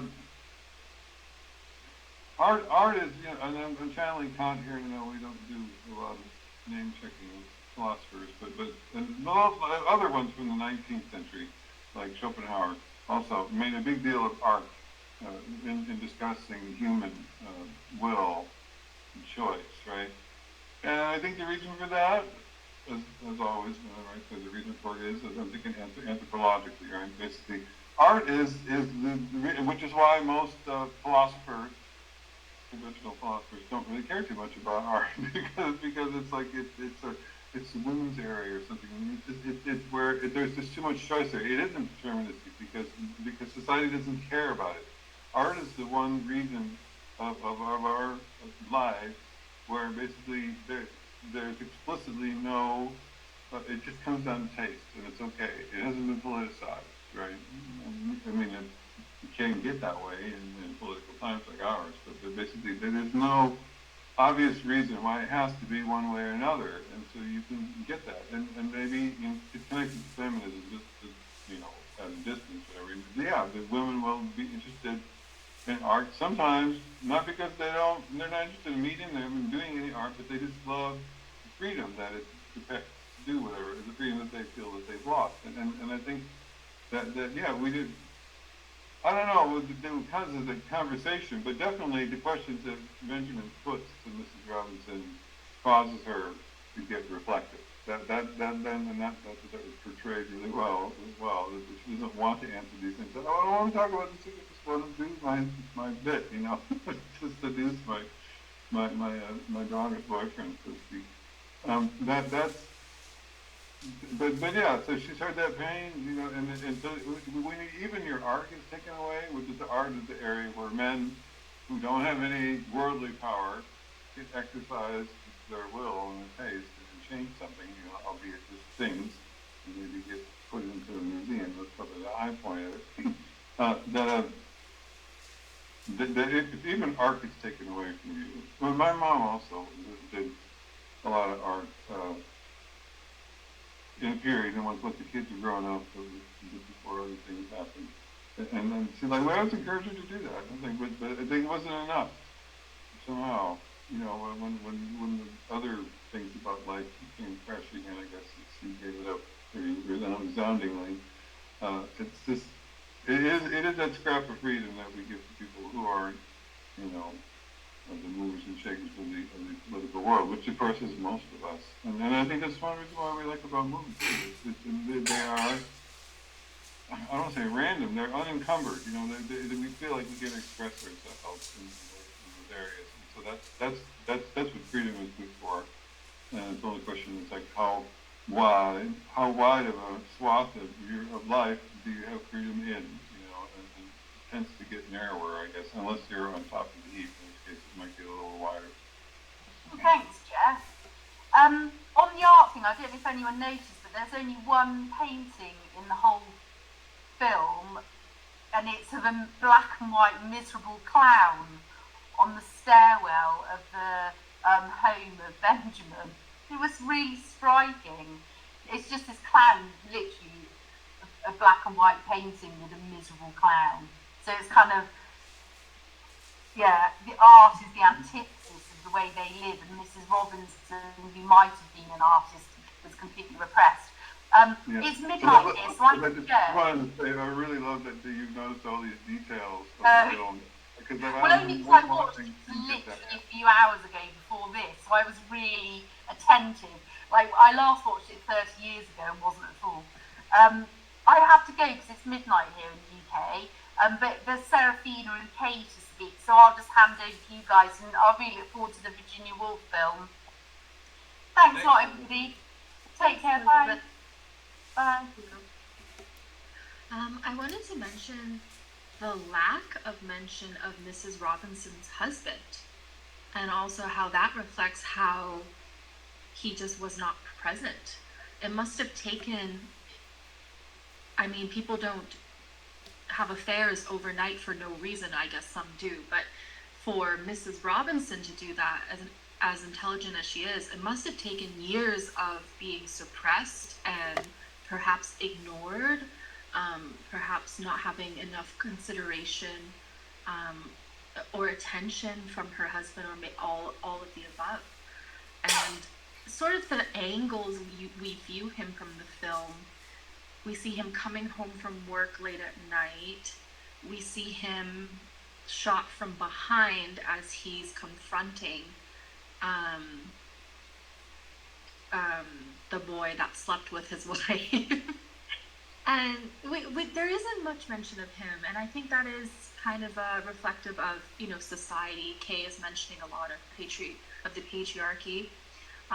That those who do participate, men, some of them, I guess, in that system, don't see themselves as anything but the provider, and then they sort of ignore the emotions and the needs of their wives. I wonder if you have comments on that.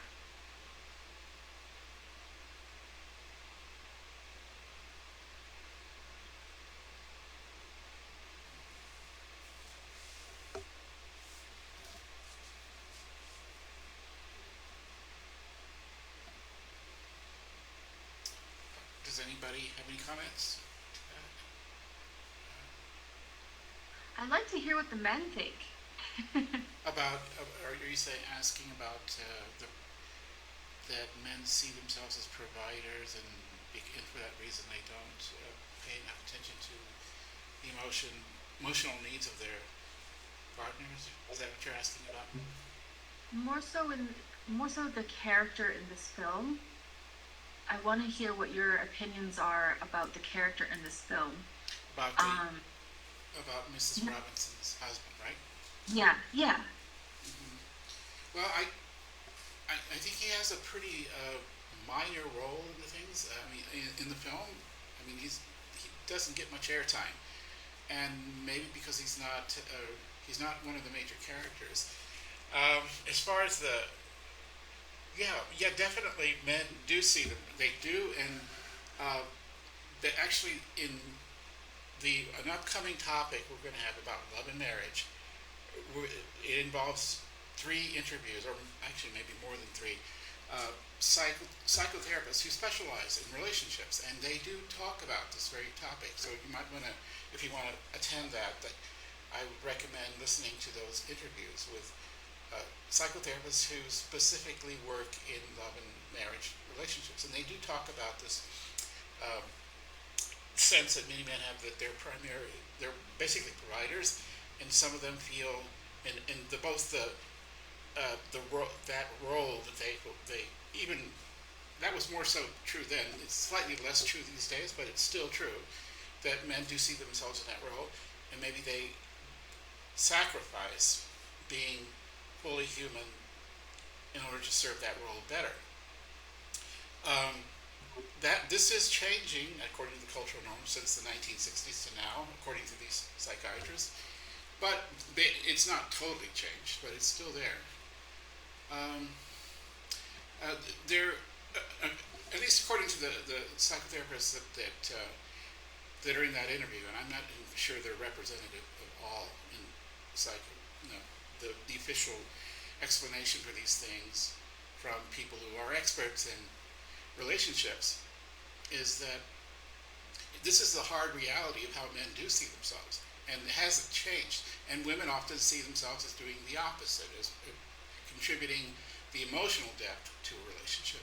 And these are specialized, not interchangeable roles, as perhaps was thought to a certain kind of feminism, like equality feminism, which wants to level out or make men and women essentially interchangeable in their roles. Most of the contemporary research now says that that's not exactly possible. There's obviously flexibility in these roles, and it's not true of every woman or every man, but the larger picture is very, I don't want to say deterministic, but there are reasons why these specialized roles exist, and why they haven't at some deep level changed very much. This is actually a good question, by the way, because we're going to, if you don't agree with this, great, watch the documentaries I put up there. They're actually interviews with 2 or 3 experts in relationships, a divorce lawyer who gets very frank about the realities of how relationships end and why they end that way, and 2 psychotherapists, one a woman, one a man, giving their perspectives on the dynamics of questions like the one you just asked. So I highly recommend that. They're all on YouTube. They're in the description of the love and marriage topic. So anyway, that's my thought right now. That that's a great question, by the way. But that's going to be a topic all by itself coming up pretty soon. Thank you. But Thanks, Victor. Yeah, I personally have been wondering, discovering this topic about the role of men today. Um, Bye, Mike. Yeah, I am very confused about the role of men today. I don't know personally what to believe or subscribe to. I'm unsure. I even just personally trying to like find a relationship myself. I don't know anything anymore. I thought I did.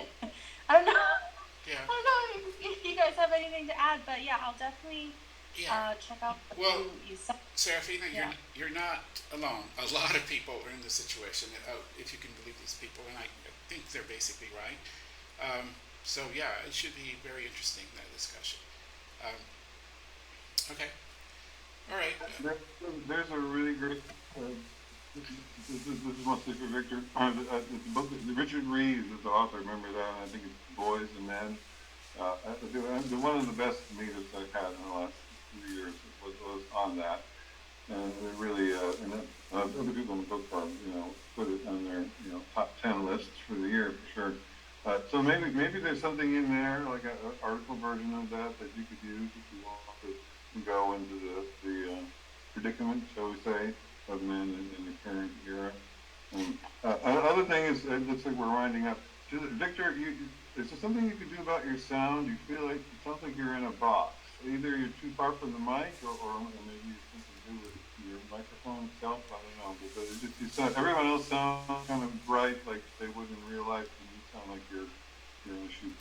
Yeah, I think there is something wrong with the situation here. I still haven't figured it out. But did you understand what I know I sound weird. It sounds to me, it sounds like I'm coming across as a metallic way. I've been able to understand you, but it's just it's not muffled, but just like too echoey. Yeah. Okay. Well, yeah. I think you're right. I recorded this, and I'm going to listen to the recording, and we may put it up on the YouTube channel in case people want to listen to it again. I'm still working on the microphone issues here. I may use a different computer or a separate mic next time. Anyway, does anyone else want to say anything? Or if not? Yeah, I'm looking forward to. Are you going to post the link here in the chat? Yeah, you mean to this session? Okay, thank you. Yeah, I'll be posting a link. When I get around to putting this up on YouTube, I'll post it in the comments to this topic. Okay. All right. Well, in that case, thanks everyone who came, and I hope you all enjoyed this. And the next topic, I think, is going to be that one on love and marriage. And there's some resources there that you should try to watch. There's plenty to talk about, I think, there. And then after that, the next film discussion is going to be